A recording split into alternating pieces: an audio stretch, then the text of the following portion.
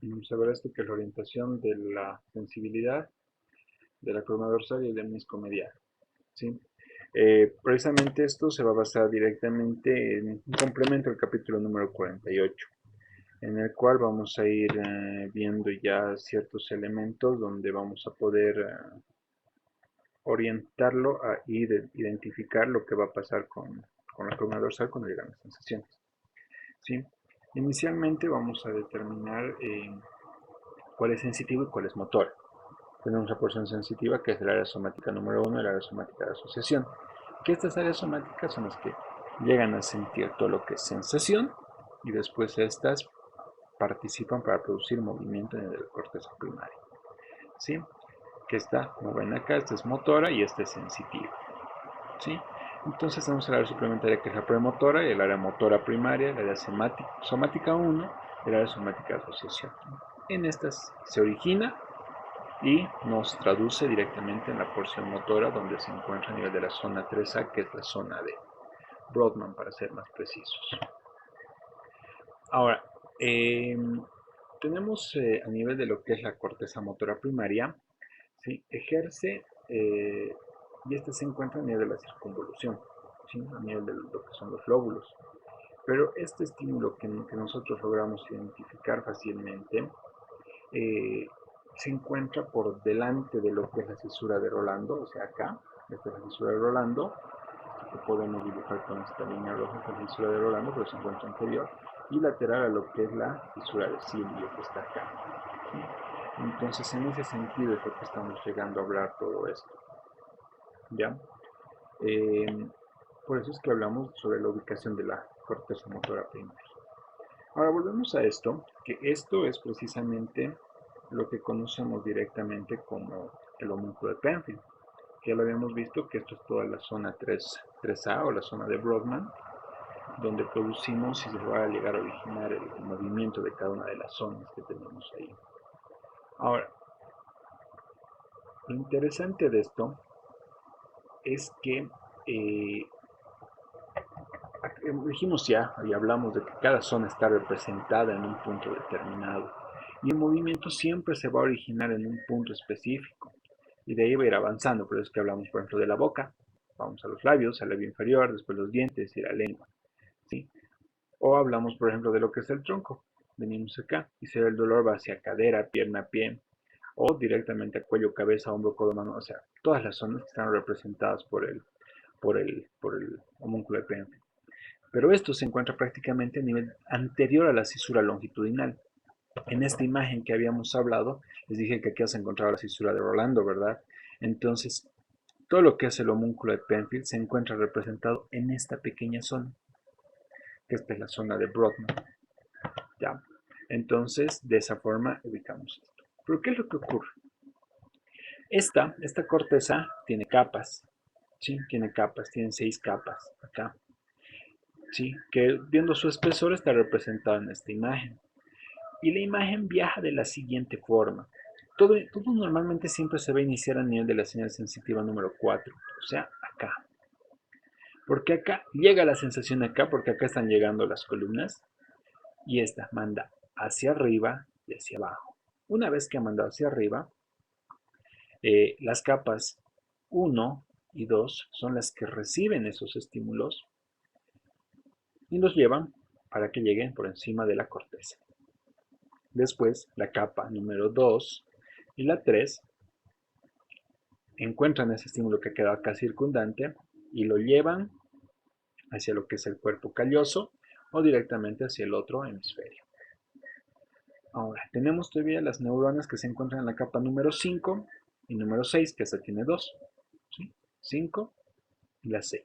Recuerdan que la capa número 4 tenía el estímulo que llevaba hacia abajo, entonces estas agarran el estímulo y lo llevan hacia profundidad para que después lleguen al tallo cerebral y eso sea distribuido también por columna. ¿Sí? Esa es la forma como trabaja nuestro nivel de la corteza.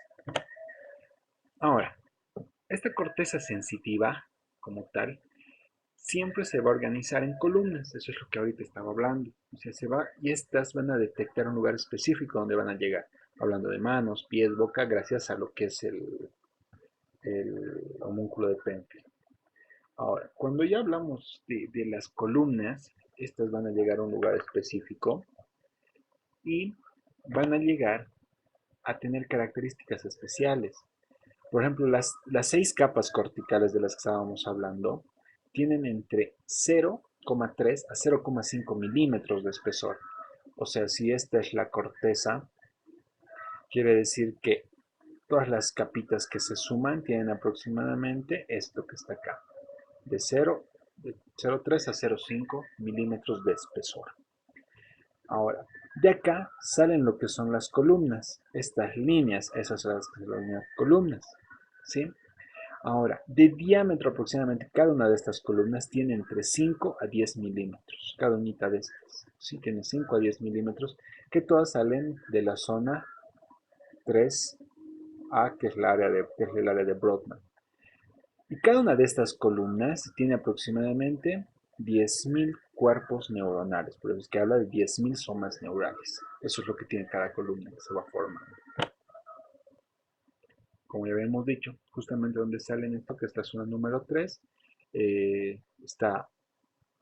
tenemos atrás lo que es la área somatosensitiva, ¿sí? Donde habíamos visto la parte sensitiva, y las columnas verticales que van a llegar a esas zonas para encontrar todo lo que es sensibilidad, y estas nos van a dar datos sobre lo que es receptores cutáneos de adaptación, los cuales son lentos, son sensibles a la presión profunda.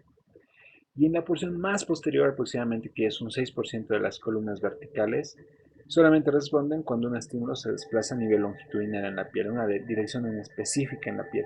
Por eso es que a veces el masaje o la manipulación miofacial es alivia bastante, porque se hace en una misma dirección y eso hace que disminuya la sensación de molestia prácticamente. Por eso se le atribuye la dirección, que tiene que ser por eso constante. Incluso en un punto cuando han debido ver la parte de masaje, liberación miofacial, eh, incluso el mismo tipo Siriax, que es el deportivo, hablamos de que tiene que hacerse en una sola dirección. Esto precisamente para poder estimular a estas zonas y nos ayuda a disminuir lo que es la presencia de dolor en este caso, o estimular la fibra nerviosa. Ahora, dentro de las funciones del área somatosensitiva vamos a detallar funciones, pero estas van a ser funciones que son abolidas, ya tomando en cuenta la parte clínica, ¿sí? Si es que hay alteración en todo lo que es la zona somatosensorial número 1, la persona es incapaz de localizar diversas sensaciones, o sea, no diferencia si es un zapato o es una cadena, por ejemplo, ¿sí? Además que la persona no determina el grado de presión, no valora el peso de los objetos, acá, ¿sí? No determina la forma de los objetos. ¿Se acuerdan que cuando hablamos de la esterognosia, que es la capacidad de reconocer objetos? Pero cuando ocurre esto, no logra determinar, entonces hablamos de asterognosia. ¿Sí? No es esterognosia, es asterognosia, el déficit. Y bueno, la persona es incapaz de determinar o sea, las texturas de la sensación, sabe si es áspero, si es grueso, si no. Bueno, ahora, cuando el estímulo llega, el estímulo tiene que viajar, ¿verdad? Pero el estímulo, a medida que van apareciendo las columnas, se van distribuyendo y todo se va a ir hacia la corteza, ¿sí? Se divide y va la corteza por todo lado. ¿Para qué? Para que la corteza analice precisamente esa señal, ¿sí?